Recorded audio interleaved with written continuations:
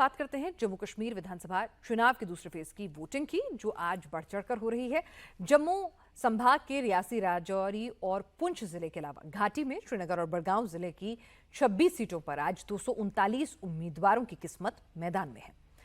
इनकी किस्मत का फैसला 25,78,000 मतदाता करेंगे। पहले फेज की 24 सीटों पर 61.38% मतदान हुआ था और आज भी बंपर वोटिंग की खबरें आ रही हैं। सिक्योरिटी फोर्सेस ने गांव के अंदर और सभी संवेदनशील इलाकों में पोजीशन ली हुई है और लगातार सर्च ऑपरेशंस जो हैं जगह जगह चलाए जा रहे हैं और बैरिकेडिंग की गई है। लगातार इंटेल इनपुट के आधार पर जो हैं सिक्योरिटी मूवमेंट्स बढ़ाई गई हैं, तो किसी भी तरह की गड़बड़ी ना हो, लोकतंत्र का ये पर्व जो है वो बेहद शांतिपूर्ण तरीके से निपटे और उन इलाकों में भी लोग वोट डालें जहां पर कभी लोग आतंक के साए में डर से, आतंकियों के डर से वोट डालने से गुरेज किया करते थे। आपको बता दें कि रियासी में 64%, श्रीनगर में 23% वोटिंग की खबर है। शोपियां, बड़गांव और कुलगाम में भी आपको अपडेट आ रही है, वहां पर भी सुरक्षा चाक चौबंद है। इसके अलावा दूसरे चरण में से 6 जिलों की ये जो 26 सीटें हैं, इनमें ओवरऑल अगर एवरेज वोटिंग की बात करें तो 46.12% वोटिंग हुई है।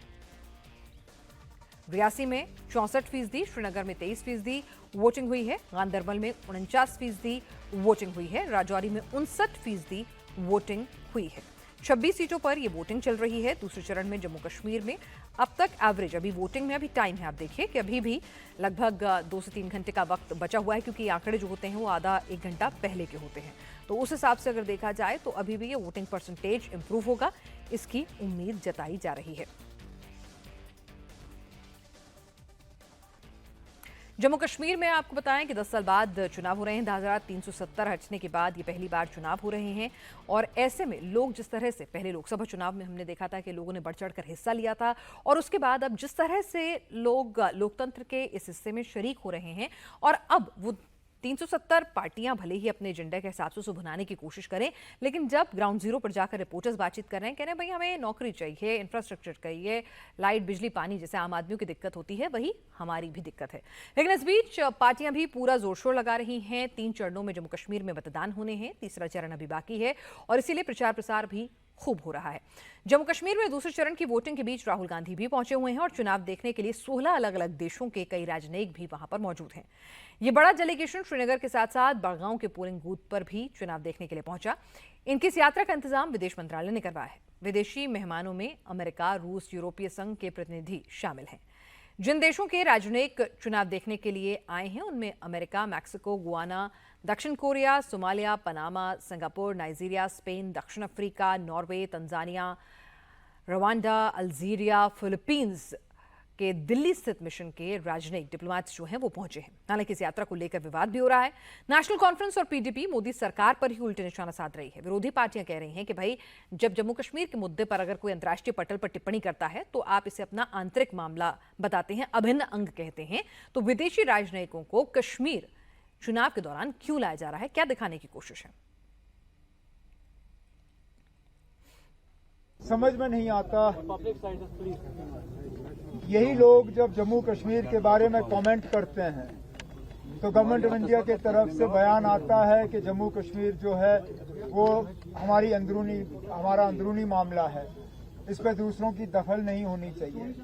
अगर दखल नहीं होनी चाहिए, अगर इनके कमेंट्स आपको नहीं चाहिए तो इनको यहाँ लाया क्यों जा रहा है?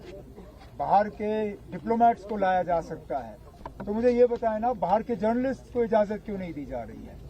बाहर के किसी भी जर्नलिस्ट को जिन्होंने अप्लाई किया था इस इलेक्शन को कवर करने के लिए, उन्हें इजाजत नहीं मिली, लेकिन एक गाइडेड टूर टूरिस्ट की तरह इन डिप्लोमेट्स को लाके यहाँ इलेक्शन दिखाए जा रहे हैं, ये अच्छी बात नहीं है। अब बात राहुल गांधी की कर लेते हैं। बीच चुनाव राहुल गांधी जम्मू से कश्मीर घाटी तक एक्टिव हैं। जम्मू कश्मीर के चुनाव में हर पार्टी अपने अपने एजेंडे के साथ उतरी हुई है।